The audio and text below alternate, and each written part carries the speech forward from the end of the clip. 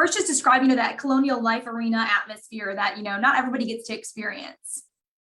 Well, I think there's a reason that College Game Day and this ABC game is going to be held there in South Carolina, because they have proven, the fans have proven that they are some of the best in the country. And I'm just really excited for the rest of the world to see what Dawn Staley has built there. We've been there. We know how passionate and loud and crazy and wonderful it is.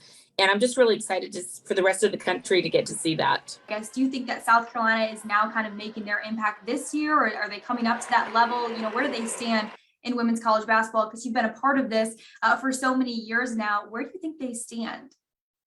I think they're right at the top. I think they are right in the conversation of teams who have an opportunity to win a national championship this season. I think what Dawn Staley has built there is absolutely incredible. And that she's done it so quickly is also remarkable. I just think they have all the pieces to be completely special, and that she's been able to sustain it. I remember when they were starting out there and Dawn was trying to get that ball rolling, whether it was Tiffany Mitchell or then Asia Wilson, and they won a national championship, and that they've been able to continue to establish that dominance and really keep the consistency at a high level. I think that's what's really awesome. And with this matchup, I guess, why do you think it was now? You know what I mean? That this College Game Day is coming to Columbia. Why now?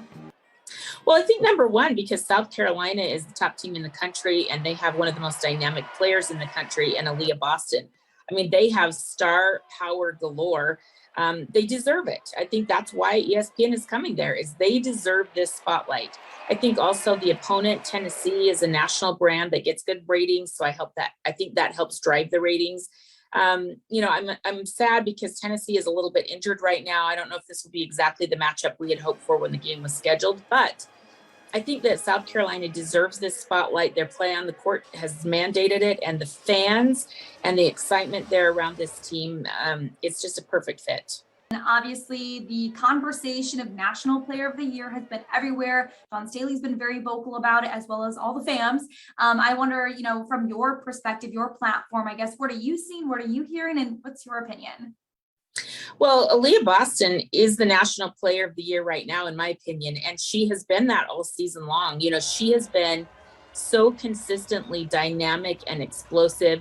Her streak of double-doubles that she's been on that has been a record pace. And I think her play on the court speaks for itself.